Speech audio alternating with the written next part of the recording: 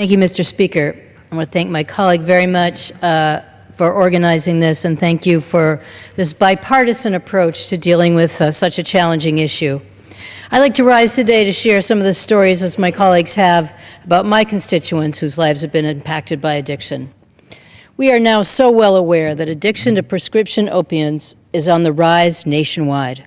In my home state of Maine, that trend has also been accompanied by a drastic increase in the use of heroin and other illicit drugs.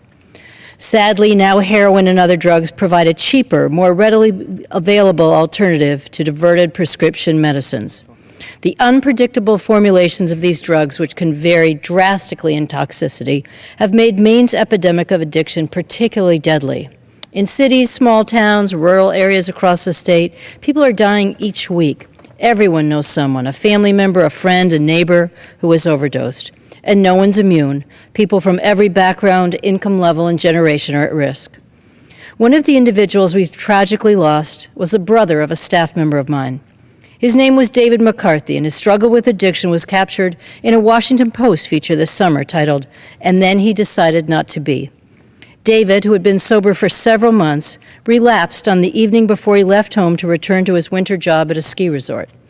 His family came forward to speak openly and honestly about his death because they believe, as I do, that removing the stigma and silence around addiction is an essential part of treating it as the serious illness that it is.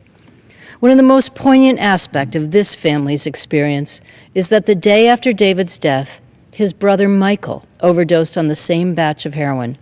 In Michael's case, however, he was found while he was still alive, and the same paramedics who responded to David's death happened to have a physician with them who administered an overdose reversal drug to revive him.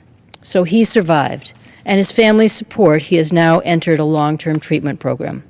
But access to those resources, like readily available Narcan and quality treatment opportunities, quite literally saves lives. I'm deeply frustrated and disappointed that my colleagues here in Congress have been unable to come together to provide funding to address this epidemic. I'm very glad to see the House working on legislation this week related to opioid abuse, but the reality is without funds appropriated to support the new programs created, many of these bills are nothing more than political rhetoric.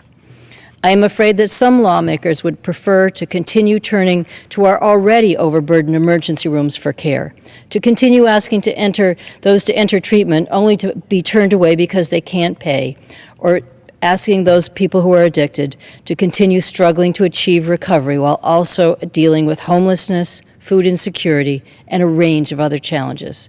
That's just unacceptable.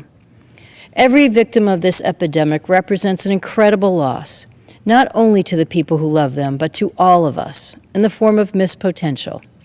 This summer, I had the pleasure of meeting Chris Poulos, a University of Maine law graduate, who was working to get his security clearance for a fellowship at the White House Office of National Drug Control Policy.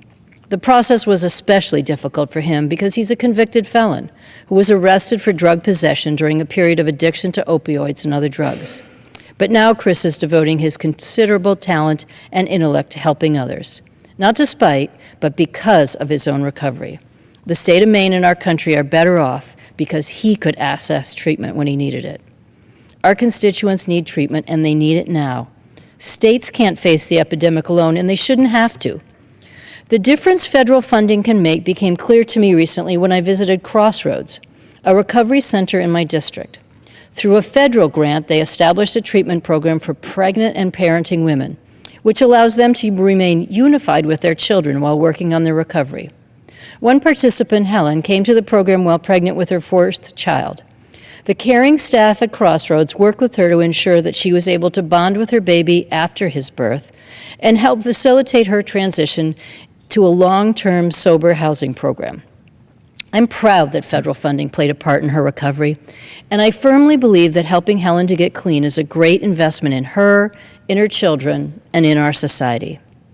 During my visit to Crossroads, though, I heard about the many people who struggle to access affordable treatment or find themselves left without any support when they have completed it. They, too, need us urgently. Congress needs to come together and appropriate emergency funds to combat the epidemic of opioid abuse in our country. Clearly, it is a matter of life and death.